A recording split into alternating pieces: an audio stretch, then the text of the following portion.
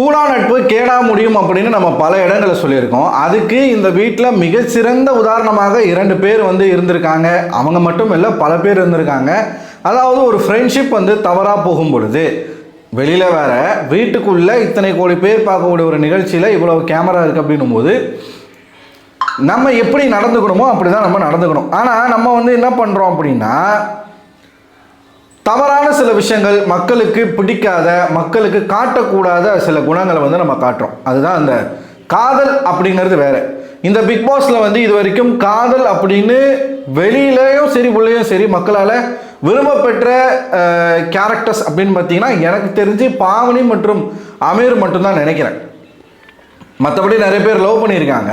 ஆனால் அந்த லவ் மக்களால் ஏற்றுக்கொள்ளப்படலை. அது லவ்வாகவே பார்க்க முடியல. ஆனால் இந்த சீசன் 9 நீங்கள் பொதுவாக எடுத்து பார்த்தீங்கன்னா இது லவ் கிடையாது, மோர் தென் ஃப்ரெண்ட்ஷிப் அப்படின்ற ஒரு புதுசாக ஒரு விஷயத்த உருவாக்கினாங்க. என்னடா அது மோர் தென் ஃப்ரெண்ட்ஷிப் அப்படின்னு பார்த்தா, லவ் இல்லை, கமிட்மெண்ட் இல்லை, ஃப்ரெண்ட்ஷிப்புக்கும் மேலே, அதாவது வெறும் காமம் மட்டுமே இருக்கக்கூடிய ஒரு உறவு.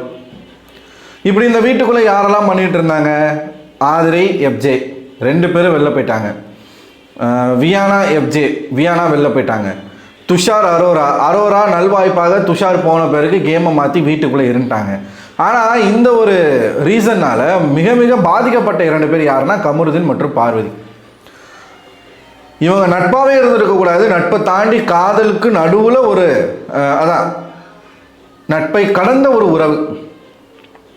கமருதீன் உங்ககிட்ட எனக்கு ரொமான்ஸ் மட்டும்தான் வரும், உங்ககிட்ட எனக்கு எதுவுமே வராது, மற்றபடி உங்ககிட்ட எதுவுமே என்னால் பேச முடியாது, பழக முடியாதுன்னு ஓப்பனாகவே சொல்லியிருந்தாப்புல.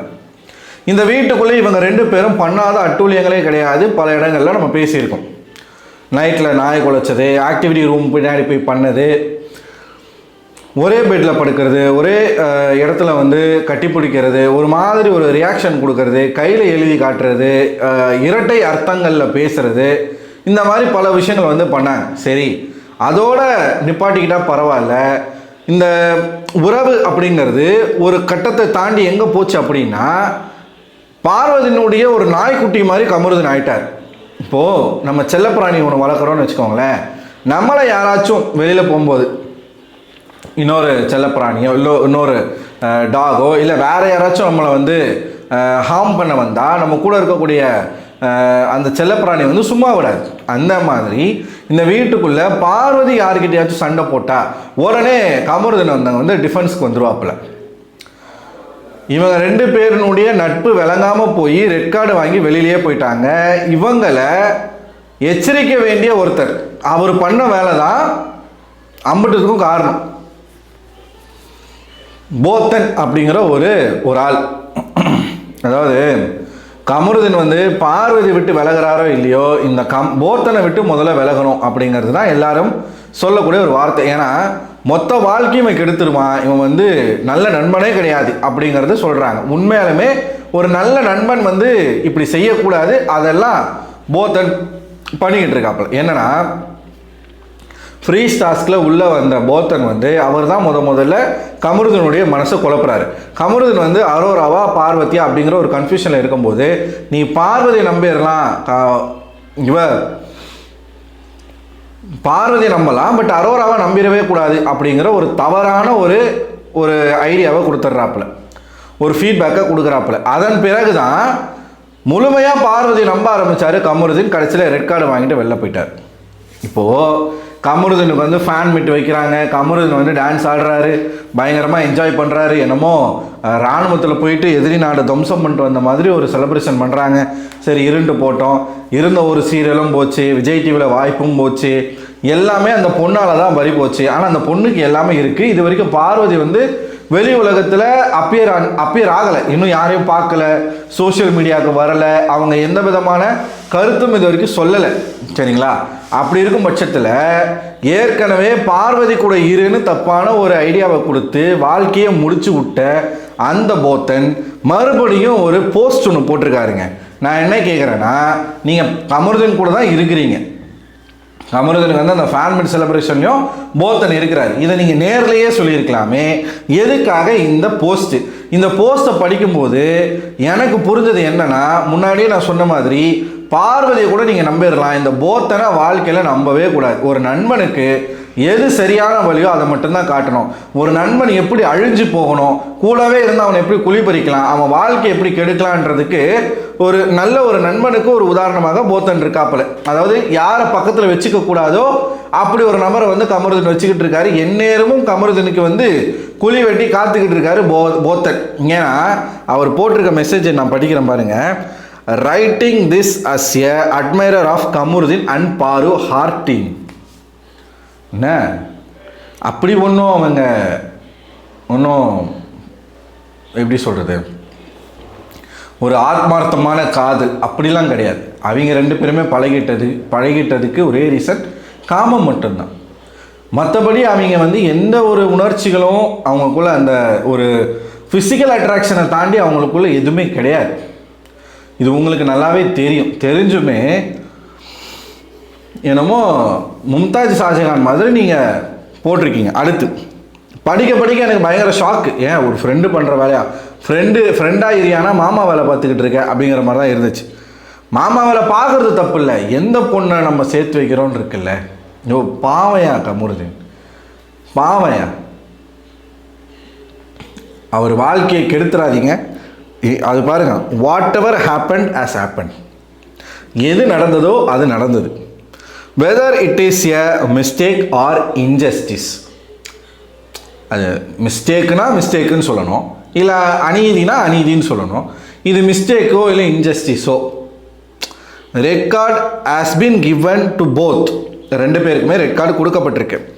த last word from Vinod and Divya still haunting me. Vinod and Divya வந்து சொன்ன கடைசி வார்த்தை வந்து என்னை வந்து கொன்னுக்கிட்டு இருக்கு.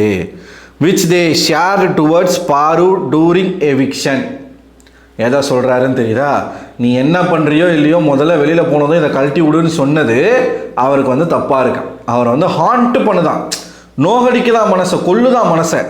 கரெக்டாக தானே அவங்க தான் ஆக்சுவலாக அவனுக்கு கரெக்டான அட்வைஸை கொடுத்துருக்காங்க.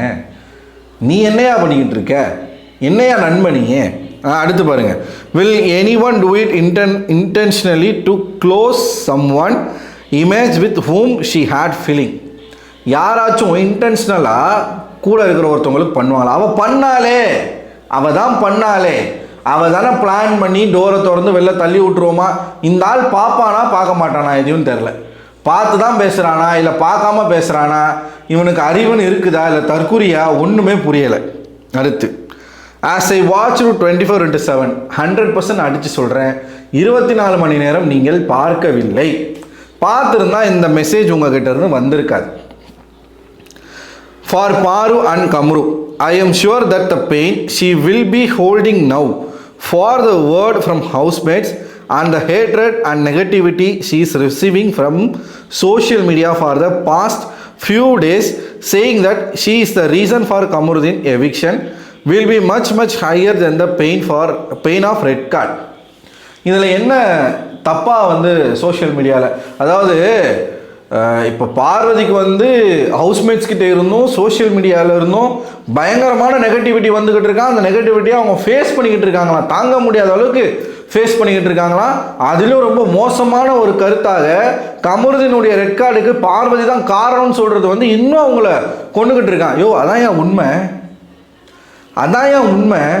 என்னையா நீ வந்து என்னமோ அவள் எதுவுமே பண்ணாத மாதிரியும் வேணும்ட்டே அவளை ரெட் கார்டு கொடுத்து வெளில அமிச்ச மாதிரியும் எல்லா மக்களும் சேர்ந்து பொய்யான ஒரு குற்றச்சாட்டு, கமருதீன் போனதுக்கு பார்வதி தான் காரணம்னு சொல்லிட்டு சும்மா சொல்கிற மாதிரியும்.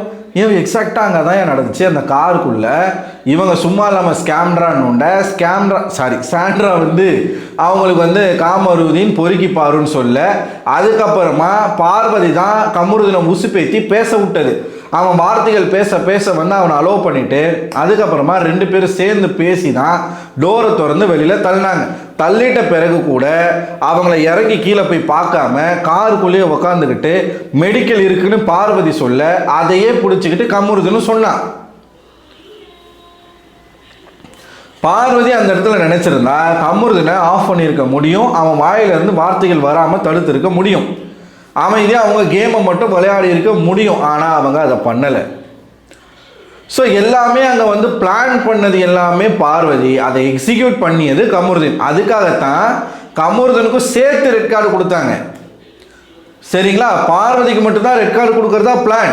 ஆனால் கமருதனுக்கும் கொடுத்ததுக்கான காரணம் அவனும் இதில் உடந்தை தான். ஒருத்தருக்கு மட்டும் கொடுக்கக்கூடாது, 2 பேருக்கும் கொடுக்கணும். பார்வதி சொன்னால் அவனுக்கு எங்கே போச்சு அறிவுன்றதுனால தான் கொடுத்தாங்க. ஸோ பார்வதி தான் அங்கே வந்து கமருதன் அப்படி செய்வதற்கு காரணம். அதனால் நேரடியாக கமருதன் ரெட் கார்டு வாங்கியதற்கு காரணம் பார்வதி. இந்த ஆள் வந்து அப்படி இல்லைன்ற மாதிரி பேசியிருக்காப்புல. As we know, she kept her emotion on top of everything. என்ன எமோஷன்? காமமா? விளையாட்டை தாண்டி அவங்களுக்கு காமம் அவ்வளோ முக்கியமா? லஸ்ட்டுக்காக தான் அந்த வீட்டுக்குள்ளே வந்தாங்களா பார்வதி? அதுக்கு வெளியில் போய் பண்ணிக்கலாமே, எதுக்கு பிக் பாஸ்? இது வந்து ரியாலிட்டி ஷோ. நீங்கள் ரியாலிட்டியாக இருக்கணும்னா எதை சென்சார் பண்ணுமோ அதை நீங்கள் தான் சென்சார் பண்ணணும். நீங்கள் தான் உங்களுக்கான சென்சார் போர்டு. அதை நீங்கள் செய்ய தவறிட்டீங்க. அடுத்து, now when she is going through all this negativity only against her emotion will be haunting her like anything. அவங்களோட எமோஷன்ஸை காட்டியதுனால மட்டுமே அவங்களுக்கு அவ்வளோ நெகட்டிவிட்டியா? என்ன எமோஷன் இருக்குல்ல, கோவத்தை காட்டலாம், அன்பை காட்டலாம், காதலை காட்டலாம், காமத்தியாயா காட்டுறது? அதுதானே எமோஷன். இவர் தான் நாய் குலைச்சதுக்கு காரணம் எல்லாரும் வெளியில் படுத்திருந்தாங்க, அதனால நாய் குலைச்சதுன்னு சொன்னவர். இவர்கிட்ட இருந்து நம்ம என்ன எதிர்பார்க்க முடியும்? எனக்கு என்னன்னா, எதுக்காக பார்வதிக்கு இவ்வளோ முட்டு கொடுக்குறாருன்றது எனக்கு கடைசியில் தான் புரிஞ்சுது. நண்பன் வந்து தனியாக இருக்கானே, அவனுக்கு கூட எதனா ஒரு பொண்ணை சேர்த்து வைப்போம் அப்படின்னு இன்னொரு நண்பனாக நீங்கள் நினைக்கிறதுல தப்பு இல்லை. அதுக்குன்னு நீங்கள் எந்த பொண்ணை சூஸ் பண்ணுறீங்கன்னு இருக்குல்ல. நான் சொல்கிறேன்ல, கமருதன் மேலே இவருக்கு என்ன காண்டுன்னு தெரில. பர்சனலாக ஏதோ ஒரு வெஞ்சன்ஸ் இருக்குது. அதை தீர்த்துக்கிறதுக்காக இவர் பார்வதி ஆயுதமாக யூஸ் பண்ணுறாரு கமருதனுக்கு எதிராக. அடுத்து நீங்கள் பாருங்கள், sending lots of love and strength to both Paru and Kamru. Both Paru and Kamru take responsibility and accountability for both of your actions and the result. 2 பேருமே நீங்கள் செய்ததுக்கான அக்கௌண்டபிலிட்டி எடுத்துக்கணும். அடுத்து, as far we would like to see you both together. எல்லாரும் மறுபடியும் அவங்க 2 பேரையும் ஒன்றாக பார்க்க ஆசைப்படுறோம் அப்படின்னு இவர் சொல்கிறார். யார் ஆசைப்படுறது? இந்த பார்வதி தற்கூரி ஃபேன்ஸும் கமருதனுடைய காஜி ஃபேன்ஸும். அடுத்து, taking life decision is personal and we respect that. வந்துட்டாரா மாமா வேலைக்கு வந்துட்டாரா? லைஃப் டிசிஷன் எடுக்கிறது உங்களுடைய பர்சனல் அண்ட் நாங்கள் அதை மதிக்கிறோம். அடுத்து, as far we will always continue to admire your bond. நாங்கள் இருக்கோங்க உங்களோட பாண்டை பார்க்க. ஆமாம்மா, நீங்கள் பார்ப்பீங்க, நீங்கள் பல படங்கள் பார்த்துருப்பீங்க, அதனால் இதை பார்க்குறதுக்கெல்லாம் உங்களுக்கு வந்து நல்லா தான் இருக்கும் போல இருக்குது. வெளியில் பாருங்கள், ஒரு ரூம்குள்ளே அவங்க 2 பேரையும் போட்டு நீங்களே ஒரு படம் எடுங்க, அதை உட்காந்து பாருங்கள். பிக் பாஸ் வீட்டுக்குள்ளே யாரும் அதை பார்க்க விரும்பலை. அடுத்து, which is genuine from both side. ஜெனியூனாக இருந்துச்சான். இதுதான் எனக்கு வந்து பேர் என்ன, ஸ்னேகா, அந்த பேரில் தடா விழுந்துட்டான் அப்படிங்கிற மாதிரி ஜெனியூனாக இருந்துச்சான். பார்வதி கேமுக்காக கமருதனை யூஸ் பண்ணிக்கிட்டான்றத பார்வதியே பல இடங்களில் சொல்லியிருக்கா. கமருதனும் வேறு ஆள் இல்லாமல் பார்வதி கிட்ட போய் ஒட்டிக்கிட்டாப்பு.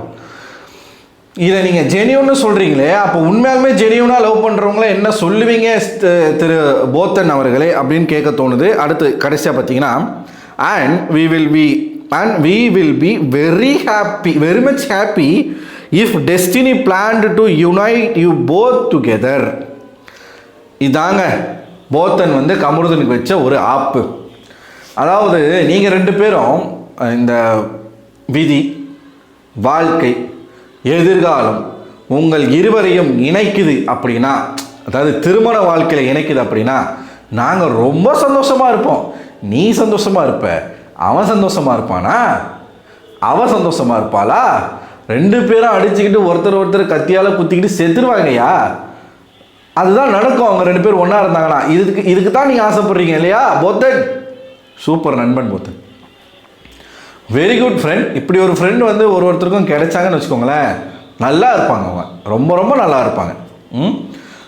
நல்ல அக்கறை கொண்ட எந்த ஒரு நண்பனும் இந்த மாதிரி ஒரு அட்வைஸை தன்னுடைய நண்பனுக்கு கொடுக்க மாட்டான்.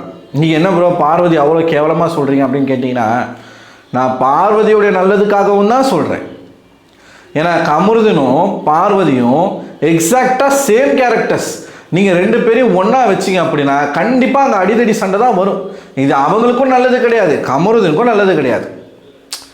கமருதன் வந்து சும்மாவே அவர் வந்து சேஞ்ச் ஆகிக்க நிறைய விஷயங்கள் இருக்குது. பார்வதியும் அவங்கள சேஞ்ச் பண்ணிக்கிறதுக்கு நிறைய விஷயங்கள் இருக்குது. ஆனால் இவங்க 2 பேரும் ஒன்றா இருந்தாங்களா அது இன்னும் அதிகமாக தான் ஆகுமே தவிர்த்து எந்த இடத்துலையும் ஒருத்தருக்கு ஒருத்தர் விட்டு கொடுத்து இந்த இல்லற வாழ்க்கை, இந்த காதல் இதெல்லாம் அங்கே இருக்காது. நீ பெரியவனா நான் பெரியவனா என்ற ஈகோ சண்டை தான் அங்கே அதிகமாக இருக்கும். அது இவர்களுடைய எதிர்காலத்துக்கு நல்லதே கிடையாது. அதனால் இந்த அட்வைஸை கொடுக்குற ஒருத்தன் வந்து நிச்சயமாக கூமுட்டையாக தான் இருப்பான்னு நான் சொல்லிக்கிறேன் இந்த இடத்துல. நீங்கள் என்ன நினைக்கிறீங்க? இந்த போத்தன் அவர்களுடைய இந்த ஒரு போஸ்ட்டை பார்த்து உங்களுக்கு என்ன தோணுதோ உங்களுடைய கருத்துக்களை மறக்காமல் கமெண்ட் பாக்ஸில் கமெண்ட் பண்ணி அடுத்த ஒரு வீடியோவில் கூட சந்திக்கிறேன். அதுவரை உங்களிடம் விடைபெறுவது நான் அரவிந்தன்.